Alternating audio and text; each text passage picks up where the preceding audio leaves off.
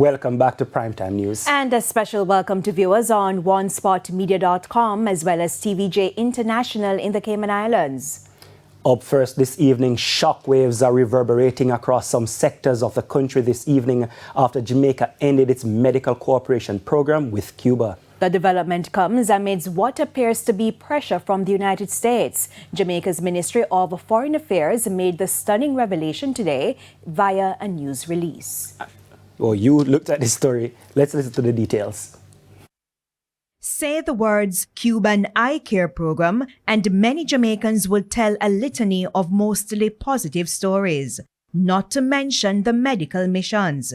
Since 1976, almost 50 years, Cuban doctors have been working in Jamaica as part of a medical cooperation agreement. But for the past few years, there's been pressure from the United States. The superpower has labeled the overall program throughout the world as forced labor. The government says there's no evidence of that in Jamaica.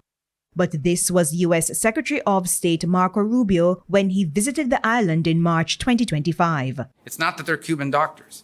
It's that the regime does not pay these doctors, takes away their passports, and basically it is, in many ways, forced labor. And that we cannot be in support of. We are, however, very careful not to exploit the Cuban doctors who are here. We ensure that they are treated within our labor laws and benefit like any other worker. So any characterization of the program by others certainly would not be applicable to Jamaica. We are ensuring that our program complies with all the international laws and standards.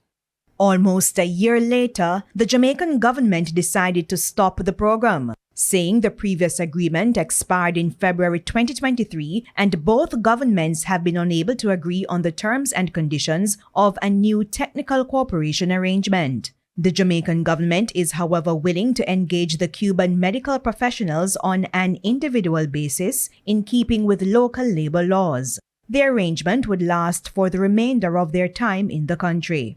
Jamaica has been one of the largest employer of Cuban healthcare workers in the region. Up to 400 Cuban nationals, including doctors, nurses, biomedical engineers, and technicians.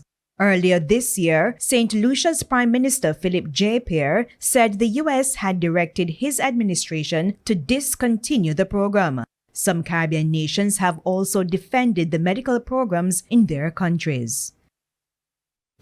And our news center is following this developing situation. And of course, our reporter Jamila Maitland, she went searching for answers. She spoke with the Health Minister, Dr. Christopher Tufton, at Gordon House a short while ago.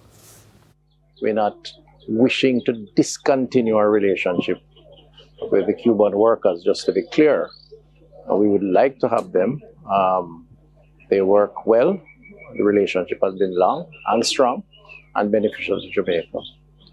It's just the agreement in its current form, which we have sought to adjust with no response, and as a consequence are taking the position that we're taking. The concerns raised in the press release was there were some issues relating to something. Are you able to expound on? In recent times, some concerns have been raised, which we have taken note of, that are not consistent with some of our laws. So issues around the the passports and handling their passports as opposed to the government handling control of the passports.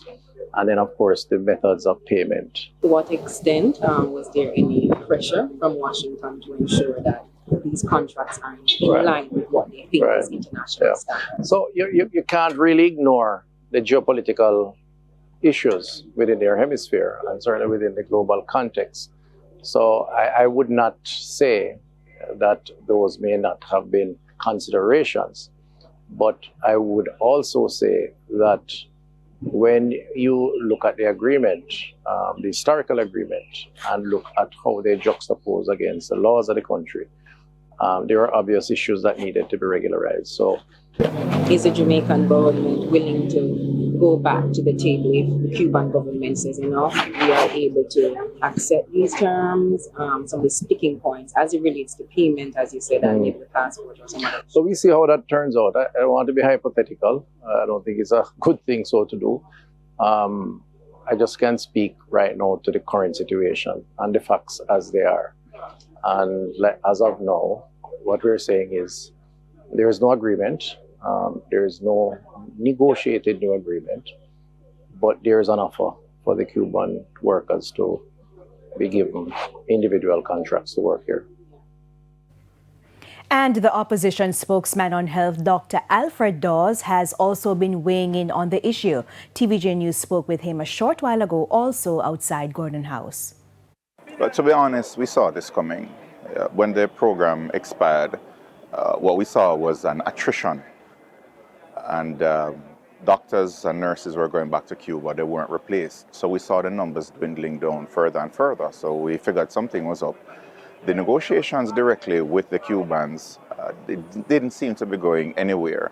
And we know that this concept of individual contracts is not going to fill the gap, because the collaborators know that there are consequences to abandoning their country, whether, not being able to go back as freely, or I don't know, but it is not something that is accepted worldwide, because they have Cubans being deployed all over.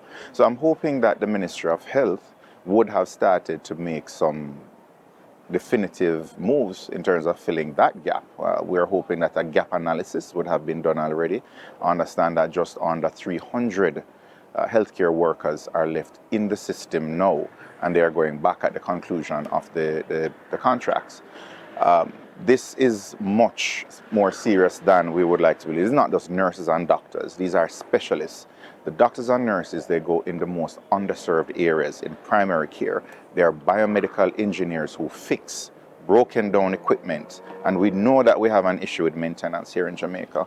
And noticeably, or most notably, the eye care program. That is the crown jewel in the Cuban-Jamaican partnership. And still to come this evening, court administration planning public traffic days in other parishes. And in business news, Finance Minister says that manufacturers will remain competitive despite new taxes. We'll be right back.